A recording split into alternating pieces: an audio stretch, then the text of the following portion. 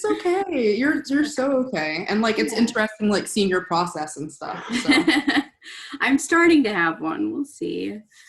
So hey, hello. hi. I'm just going to start with the opening question. What is your name, your pronouns, and where in the world are you speaking from today? Hi. Yes. So my name is Caroline Colvin.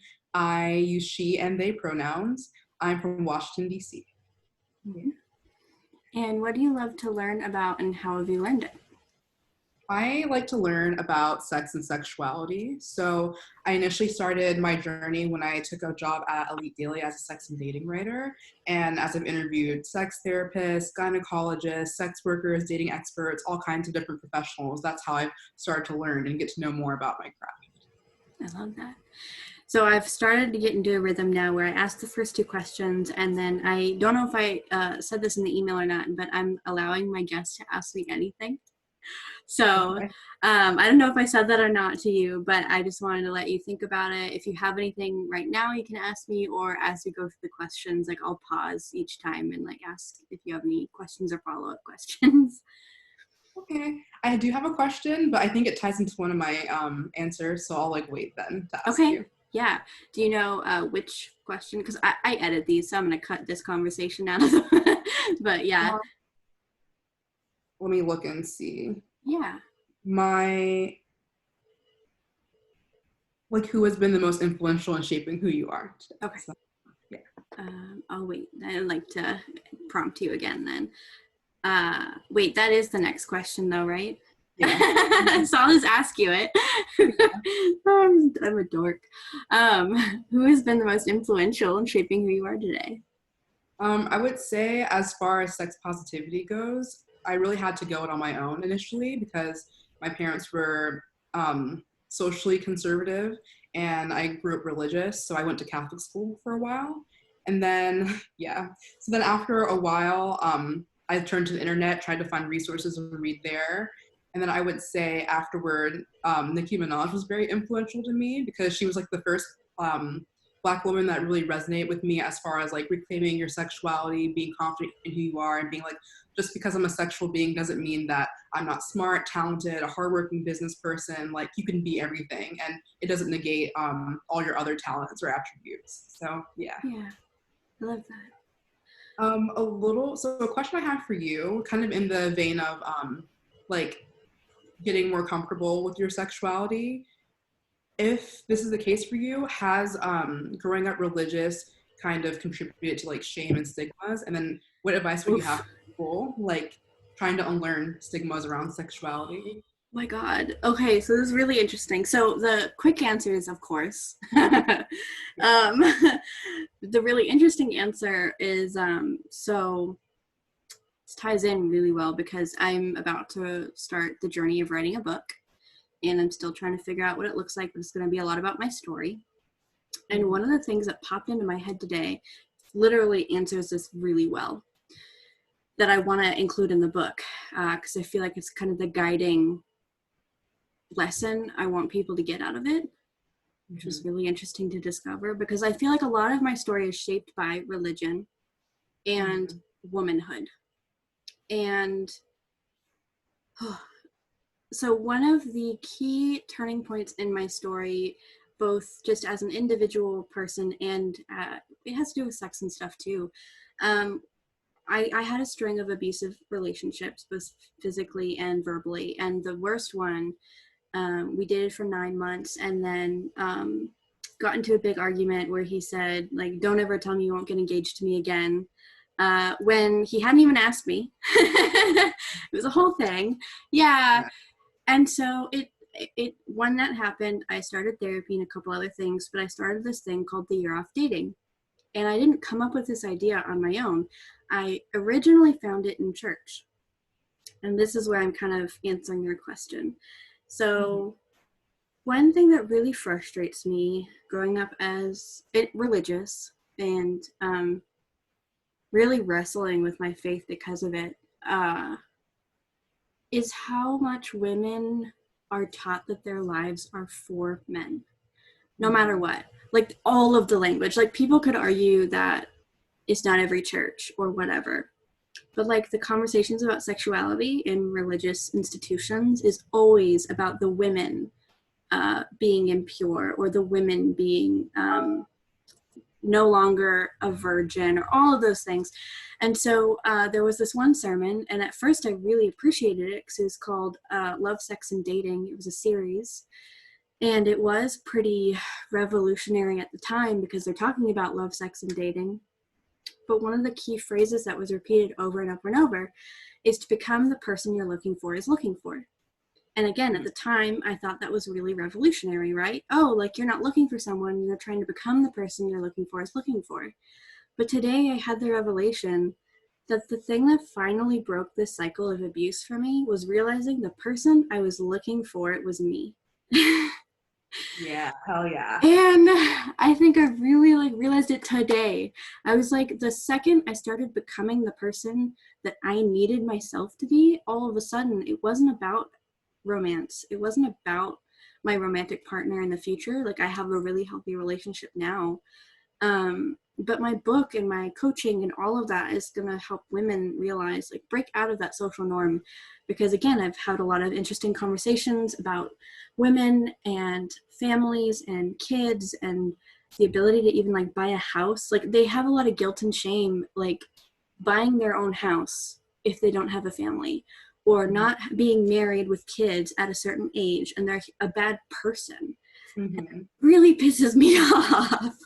And so again, kind of going more personally to answer your question, like that's kind of my background and really ties into some stuff I'm wrestling with now on how to communicate better, is concepts around, man, like I had my first sexual experience when I was 13.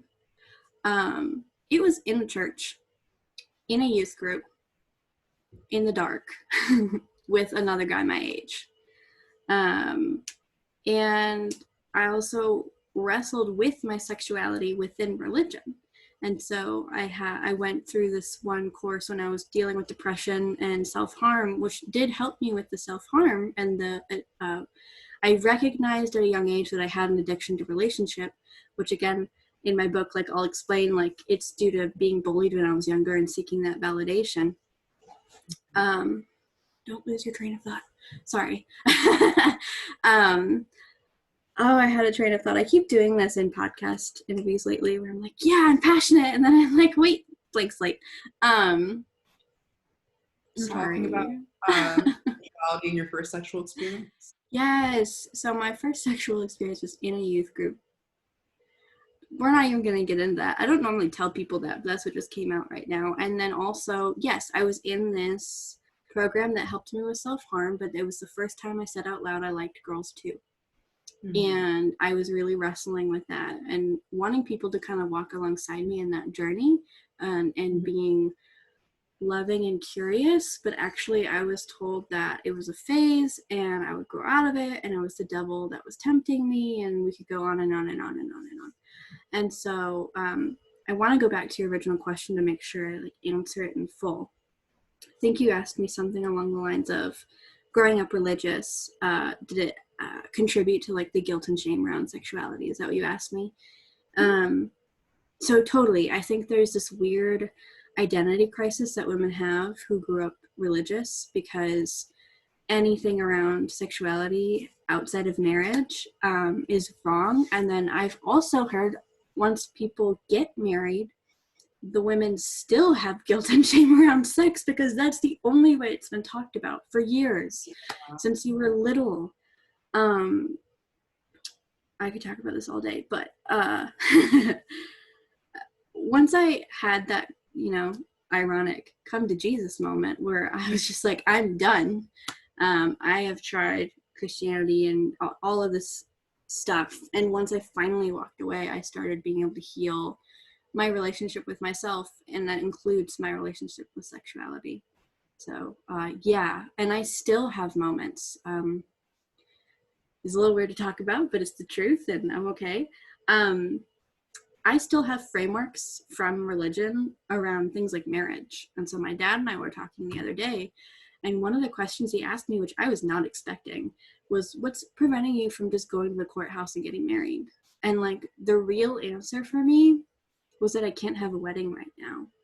And it's the pandemic, and like I wouldn't be able to have all my friends that I deeply care about like come to this experience. And there's a couple other reasons too, like Charlie not having a job yet, and he really wants to be an honorable partner with a job and be able to afford a ring. And we had this whole conversation, but like the key thing was, if I can't have a wedding, it's not a marriage. And I feel like that is instilled with a religious background as well, because my dad, who is still a Christian but has grown a lot, kind of helped me rethink that and be like, well, everyone who wants to get married right now in general, no matter where you are, can't have the ceremony that they want because of what's going on with the pandemic. And whatever you choose is right for you, but I wouldn't think worse of you, or you wouldn't disappoint your parents just because you saw a judge and got married versus like waiting to have that ceremony. And that's another yeah, so Charlie and I had that conversation, and we're kind of like, I don't want to reveal too much because it's more personal, but anyways, it was a good conversation to have because it really helped me realize that there's still a lot of framework about. And unfortunately, I think marriage and sex, because we grew up religiously, kind of go hand in hand, even though technically they really don't. Like if you really think about a human being's life, they don't have to be in hand, but I feel like that is drilled into you from a young age. And if it works for you, it works for you, but if it doesn't, you shouldn't be guilted and shamed into complying with something that is not for you. So that's my little soapbox. I'm gonna get off it now. It's all wonderful to hear, and like thank you for being vulnerable and sharing that. Like I think a lot of it is just an unlearning process, and you have to be patient with yourself. You can't feel guilty for not getting the jump on unlearning sooner, or still feeling some type of way when you have sex with your partner, or like think about marriage or think about not getting married. It's really hard if it's something that you've been trained to think about since like day one, And I will say that therapy has helped, because if you find a good one, it's an unbiased source of someone who's been trained to help you work through stuff like that. And I will say, finally getting healthy enough to be in a healthy relationship has helped work through some of that, because unfortunately, because I had a string of abusive relationships, a lot of stuff with my current partner brought up a lot of flashbacks and PTSD, which was really hard to work through. And I feel like I don't have them anymore, but that sucked. Really sucked. So, yeah.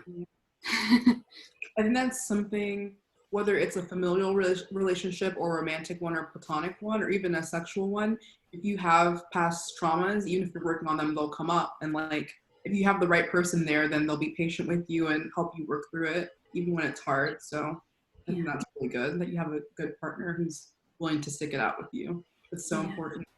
Yeah. Whew. It's a good question. Do you have any follow-up questions based on my answer? Let me think. Yeah. I just do want to touch on what you said about like shame being tied to sex and marriage being tied to it, because I feel like a lot of people who are born and raised religious, as they're outgrowing this, they'll be like, well, I'm gonna have sex outside of marriage, it's not that bad, but maybe in retrospect they'll feel guilt about it, because even if you don't want to marry have these two things tied together, then they're still tied together in your mind, regardless of your actions, if that makes sense. Yeah, because you're putting in that context. Like, if you choose, it doesn't need the context of before or after marriage, because you don't know who you're going to marry until you make that decision. And again, society conditions women to think about life like that. I mean, I've had a lot of interesting conversations lately where women were like, yeah, my dad didn't want me to go to college because he thought I would be brainwashed, but he thought it would make me a good partner for my husband, so he let me go. For my future husband, who I don't even know yet. So stuff like that, the context is there, and it's like, it's so ingrained, I don't feel like people see it if they don't want to, or if they're not looking for it, or if they're just, I don't know. Yeah. I don't know where I was going with that, but yeah.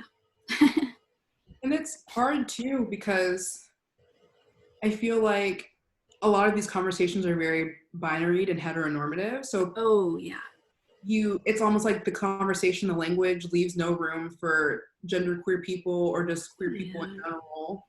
I mean, it's like, okay, I'll go to college and be a good potential wife, right? But what if I want to have a wife as a wife Yeah. or Yeah. Yeah. a general partner or that sort of thing? So yeah, And I still feel like sad because I love my partner. I think, we're headed towards that intentionally. But if I were to ever date a woman, I just don't know how my family or extended family would feel about that, because it is such like a heteronormative society, even if they don't want to admit it. I mean, my parents are very open now. They're very loving. They've gone through their own growth. And I think it would be a process. And I'm not even, this is a hypothetical thought experiment, but that makes me sad that, again, you're right, all of the language used is partnership. And I feel like, oh, this could be a whole nother couple hours, so I don't want to get too far into it, but I really don't feel like men are held to the same standard, especially young men, because I hate the phrase boys will be boys, me too. because it completely writes off any behavior that is unacceptable or non-consensual. So yeah, I don't know.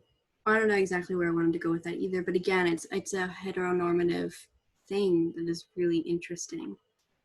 Um, and I I can think only imagine. Oh, go ahead.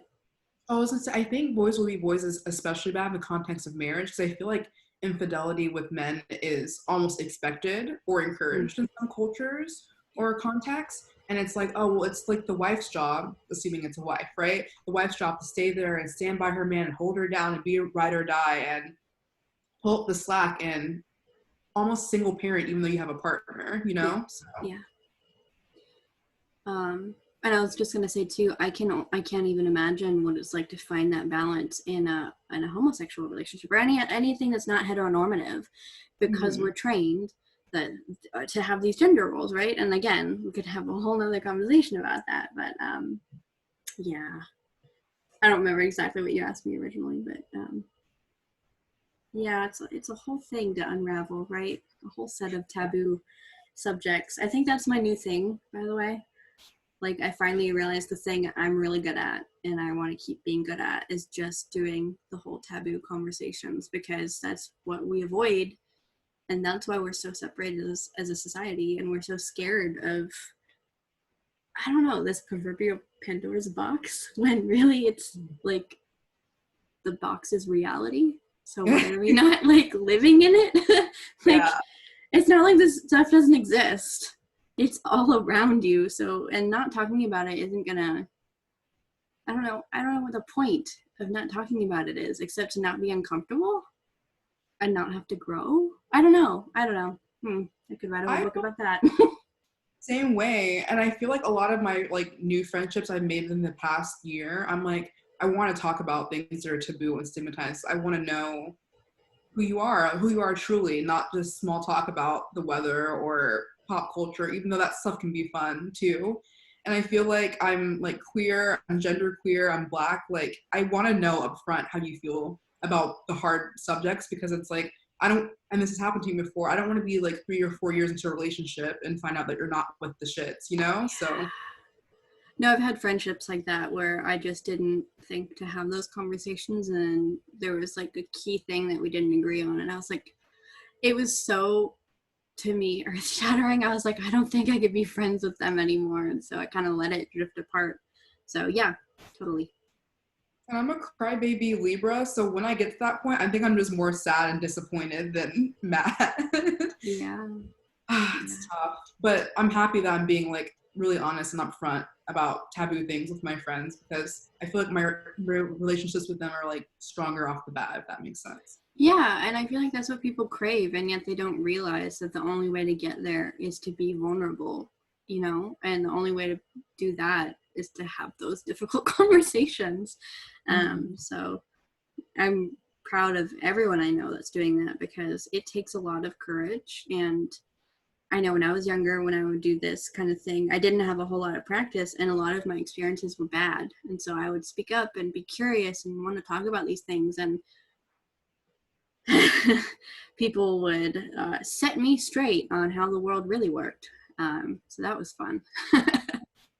but I'm glad that you're in a field, or you're in multiple fields now, where your curiosity and your tenacity and like you want to be upfront about things is rewarded, and that's like a wonderful thing. Yeah, I agree.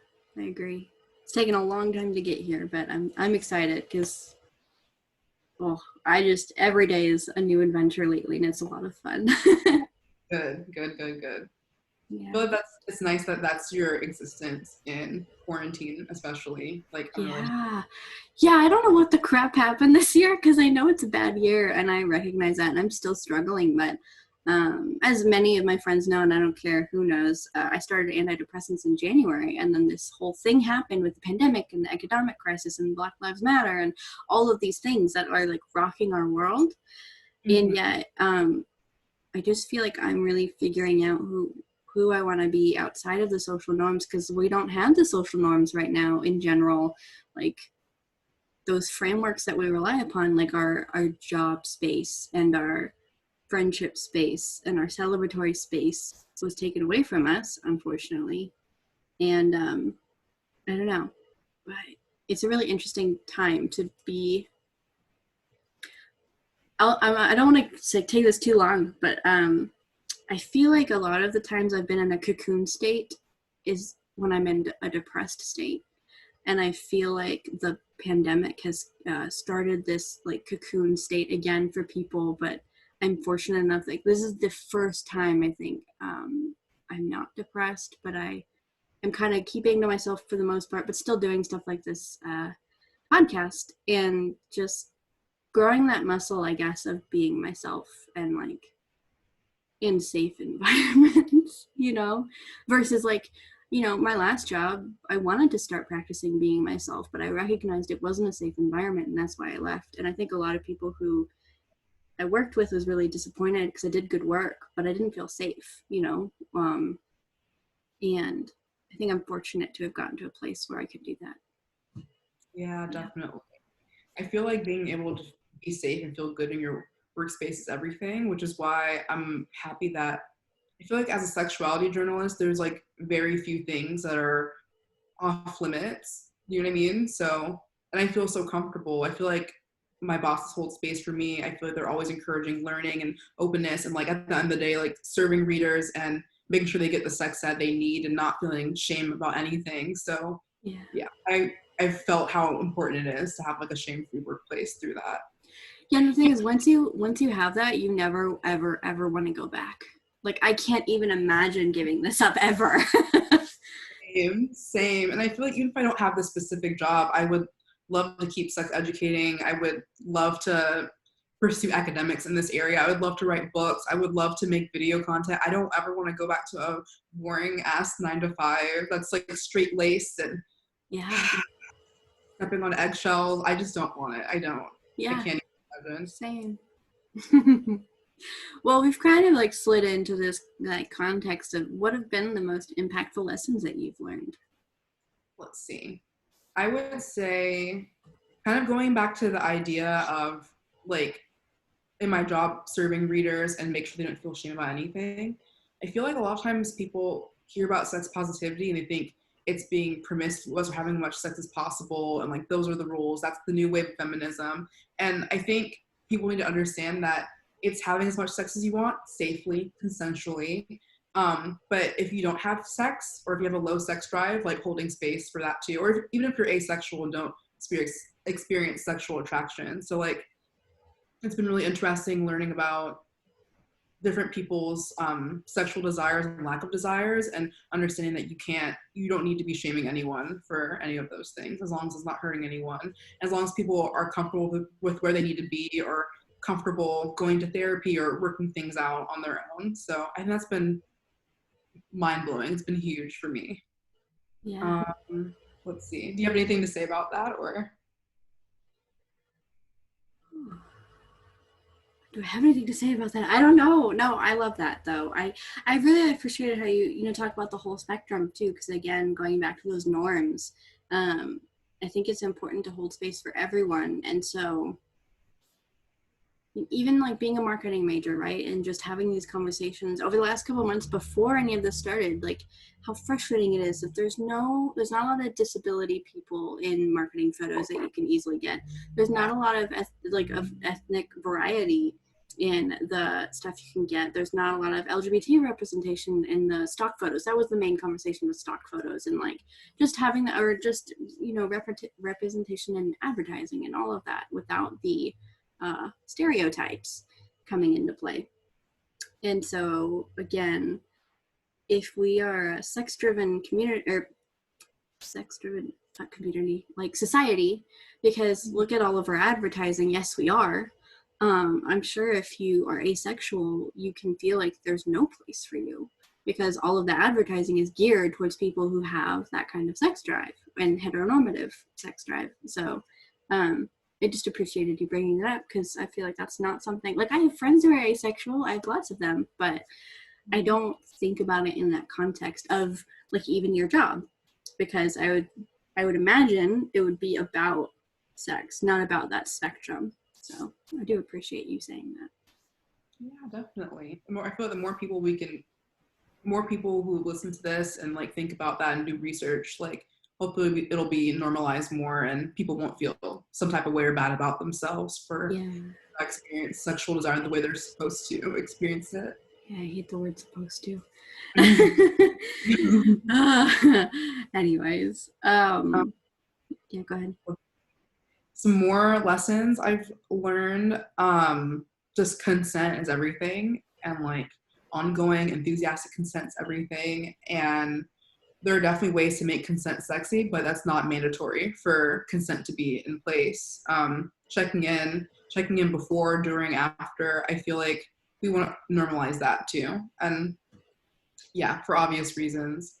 I just really hope that, especially like, I mean, everyone, but I hope especially like Gen Zers, Zoomers, I think they're on the right path, but I just hope that like they grow up in a better world than we did, millennial wise.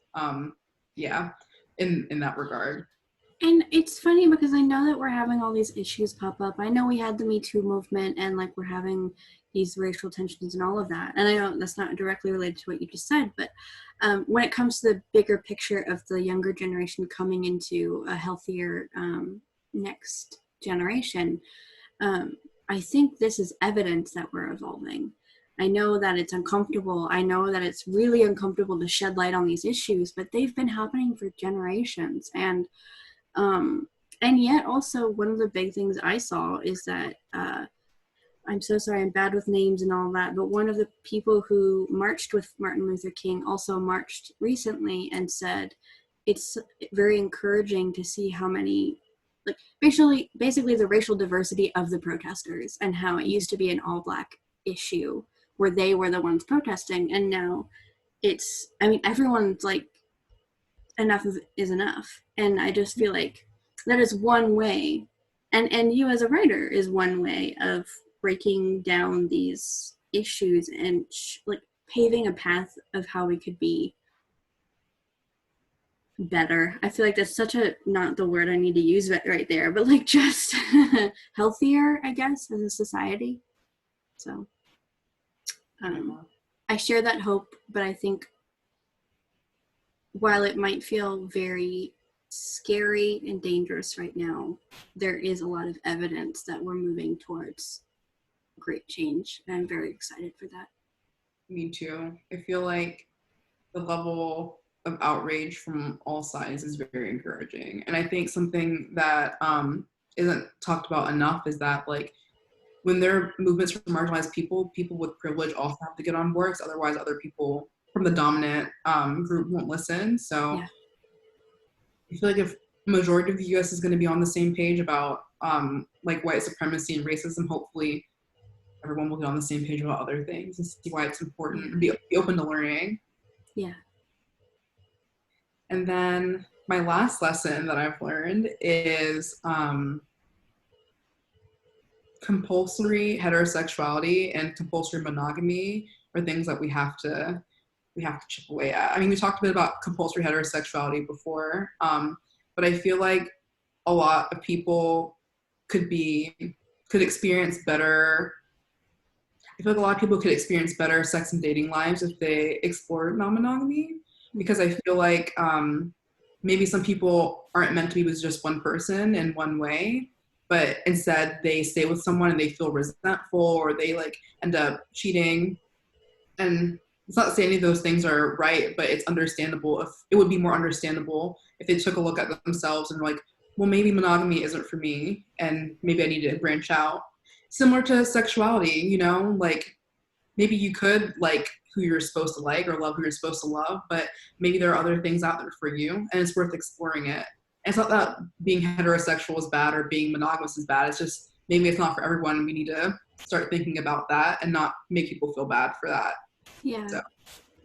And again, I think it also goes back to consent, like yes and. So yes, definitely, if it's not for you, don't seek those types of relationships, but also like cheating in general when it's not a consensual like agreement of like having more than one partner is also like not the best thing ever. And it's just because I think, you know, before I understood polyamory or anything along those lines, I always thought that meant you would cheat, right? Like not being monogamous meant, or being promiscuous, you know, like there's this weird fuzzy line of assumptions, I guess, around those topics. And so I think it's important, especially even just for people listening who have not thought about these topics and are still listening and want to know more.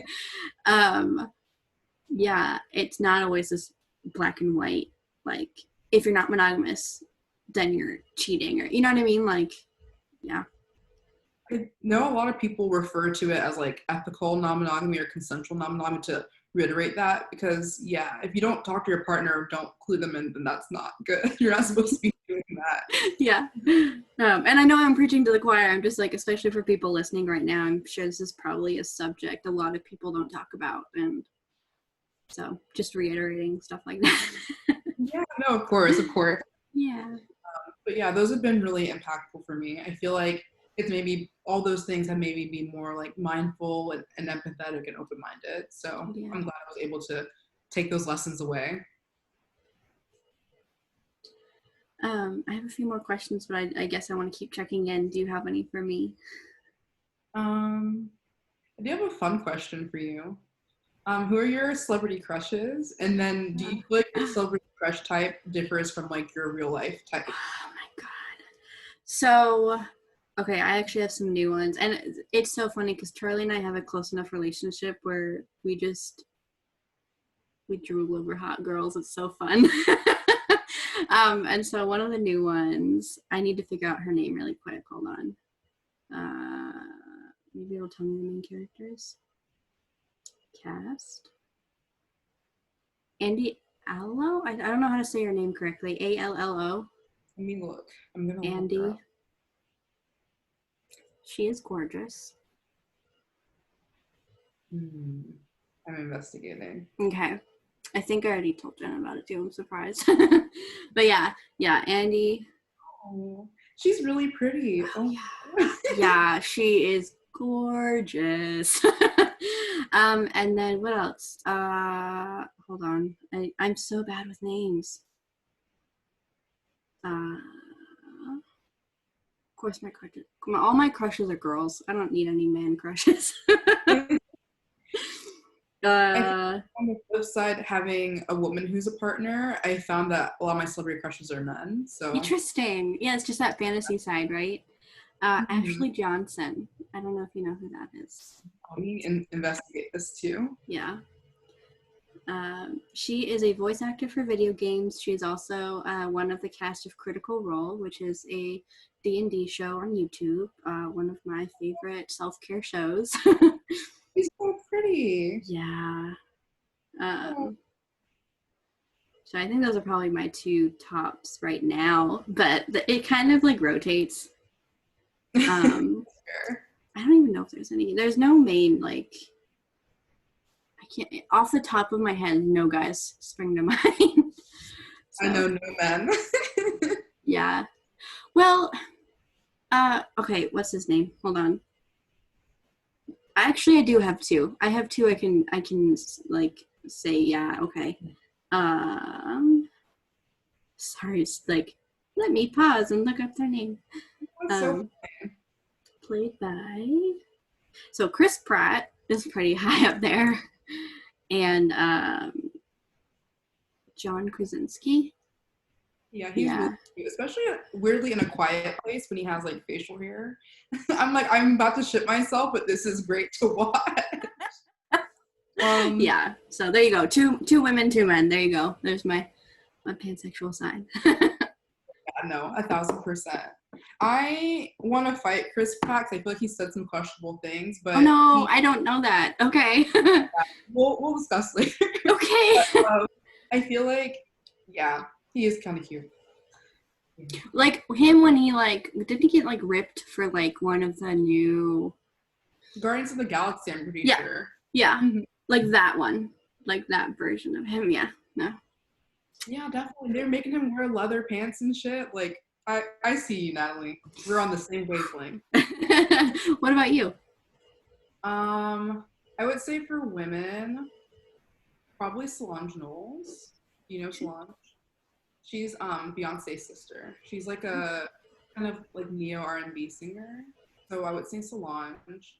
And Name. Yeah, definitely. and I would say Lupita Nyong'o. She's so pretty too. I've actually seen her in person, and she was just like radiant and so beautiful. I'm like, oh god, Wow. Yeah. She's really pretty. And then for men, I would probably say Adam Driver, like above all else right now. And I don't even need to name a second one. Like that's it for me. I don't know if anything really ties my types together. I think I like people who have like a mix of like hardness and softness in them, though. Like fierceness and like empathy and like intuition at the same time. I think that's like the thread throughout everyone. But yeah. Yeah, I love quirky people. Like people that come off as quiet, but when you like, I don't know, I feel like all the people I named, they come off as quiet, but when you see them like kind of come out of their shell, you're like, oh my god, you're adorable. Yeah. Aww. That's really cute, honestly. Yeah. Do you feel like that applies to your people you've developed crushes on in real life? Yeah, I mean, it definitely applies for my current partner. I don't know about other people. I think everyone before him, it's just like an unhealthy, like just whoever noticed me. You know what I mean? Yeah. But I know definitely with Charlie, like he always came off as really quiet when we were friends, and then we started getting coffee and stuff together and just chatting. And when we got into there, I'm like, wait, he's kind of cute. Even now, like it's interesting seeing him with me versus other people because we're so comfortable together. He's really quirky and like animated sometimes, and no one else really gets to see that yet, which is totally fine. I'm okay with that. But yeah. Oh, that's so cute. What about you? How do you feel? I would say so. I think most people I'm attracted to in real life, maybe it's not necessarily softness or hardness, but like a good mix of masculine and feminine, whether that's like their features or their personality. I feel like both. And I mean, that's me, and that's also being queer and pansexual. I feel like I want everything. I want it all. You know what I mean? So yeah. I definitely know too, like when it comes to like if I've ever had a crush on a friend, it's normally like a personality thing, or like if they're really good at talking and they're really good at like giving me advice whenever I need it. Like I have some guy friends that do that, and I'm like, interesting. But yeah. Empathy is an attractive trait. It really is. Well, do you have anything else along these lines? Otherwise, I'll ask the next question, but I don't want to cut you off either. Oh, no, you're fine. That was my other question for you. That was it. Okay. How are you involved with your community? I would say it's very digital. So I've met a couple of people who are sexuality professionals in the DMV, the DC, Maryland, Virginia area, but I haven't met a whole bunch of people face to face. And I think it's just because like sex and sexuality as a whole is a very niche industry. So I haven't been to any sex clubs. I haven't been to any sex toy conventions. I haven't been to any sexuality conventions. So a lot of it is connected with people online, mainly through like Twitter and Instagram, sometimes LinkedIn. Yeah. And I think the other thing is too, maybe some of the more like the hot spots for this would be somewhere like Los Angeles or like New York, Mm-hmm. New York City, where everything's going on all the time 24/7, and there's a wider variety of people, so there's more events that are tailored to all kinds of niches, but I haven't really experienced that in DC. So Mm. I'm always like online looking for new dating experts or therapists who are really active online, or sex coaches or sex workers who are able to like lend resources and that sort of thing. Yeah. No, that makes sense. I mean, I know like same in the context of the pandemic, but also I've been trying to find people that are a little bit farther along in their coaching like thing, that are in also like LGBT spheres and more like spiritually intuitive coaches and all of that. And it's really difficult to find anyone. I found one person that I talked to, Holiday Simmons, in the Atlanta area. It was amazing. That was a really useful conversation for me. Um, but besides that, I'm struggling to find that community of like people that can like be supportive and like ask advice of, and really understands that sphere of influence that I want to have. So totally get Yeah. that. I hope that you find like a coaching like meetup or like brunch or something in your area, because like Yeah. I feel I'm, like especially, Go ahead. Sorry. I feel like especially in both our lines of work, like our challenges and our triumphs are very niche. So like you want to be able to talk to someone about what Yeah. you're doing. Unfortunately, a lot of coaching stuff right now is a lot of career coaching or health coaching, or it's not quite what I want to be doing. I'm actually working on my brand right now with my old boss. It's been really useful. And I've just noticed that I'm all about those intersections that no one really talks about and no one really finds help for. So again, like the religious stuff that you deal with, and the sexuality stuff you deal with, and the gender norms, and just being a woman in general and having all this stuff placed on you. I don't feel like there's a lot of coaches out there that are working on those issues. And so I hope I find it too. I don't want to negate that, but a lot of the coaching stuff I've found that I keep seeking is really general. So I don't know. It'd be nice to find some more specific people like that. Hopefully someone hears this and reaches out to you. I know, I just thought that. If you're listening, please. Yeah, I'd love to hear from them. So I did change question 5 a little bit. I don't know if you saw. It's literally the same question, but everyone has basically been giving the answer that it doesn't matter if it's a pandemic or not. And so what do you think leadership looks like, period? But also if you have a specific answer, please share it too. I feel like I'm going to answer what leadership looks like, period, but it's become more important in the pandemic. I feel like empathy is so important and putting people first. And I think actually with the pandemic and also with the Black Lives Matter protests that have turned to looting in some instances or rioting in some instances, I feel like people put capital and things and material goods over people's lives. So like, I don't know, people shitting on people who work in food service, for example, but now people who work in food service are essential workers, and everyone who wants to order food, get takeout, get curbside pickup, or even now in some states go to a restaurant, you rely on those people, and it's become important. It's become people realizing how important essential workers across the board are. But I don't know. I think people who work essential jobs oftentimes are forced to work because they have no other options. They have no other means of income. They don't get hazard pay in some cases.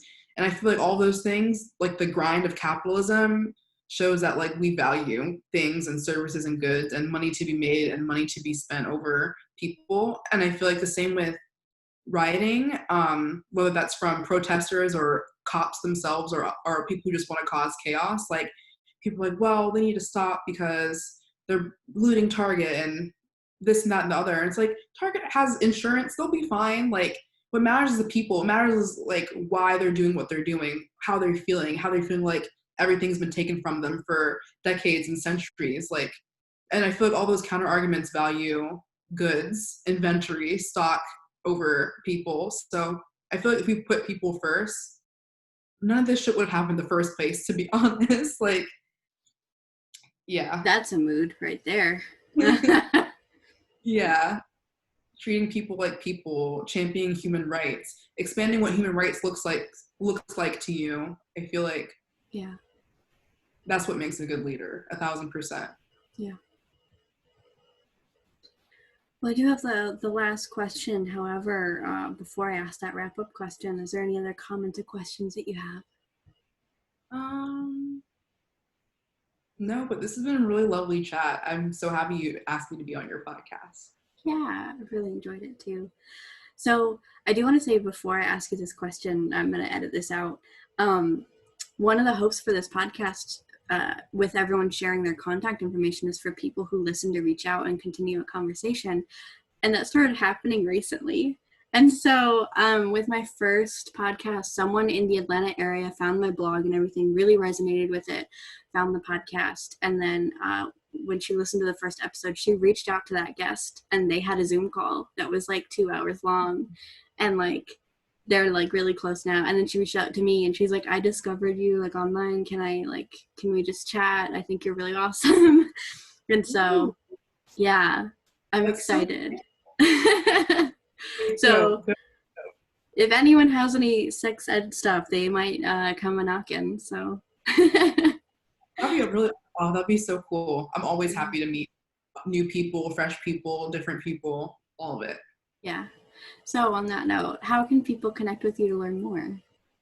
Yes, you can connect with me on Twitter and Instagram, and my username is @PetitAngebrun. So it's PetitAngebrun. Yeah. And I'll make sure to post it in the podcast description too. But thank you, and I'll make sure to include those. And this has been amazing. It's been so good, and thank you for giving me a chance to like tell my story, facilitate you telling your story, and like help break down sexual stigmas. It means the world. So thank you. Welcome. It makes me really happy. I feel like a lot of people have this like thing, right, that they love learning about, and they don't always get a chance to talk about it like this anyway. And I'm glad I could provide that platform. Yay, thank you so much. You're welcome. All right, well, I'm gonna stop recording everything. Is there anything else you want to talk about or ask about, or like in a friend's way, not a podcast way?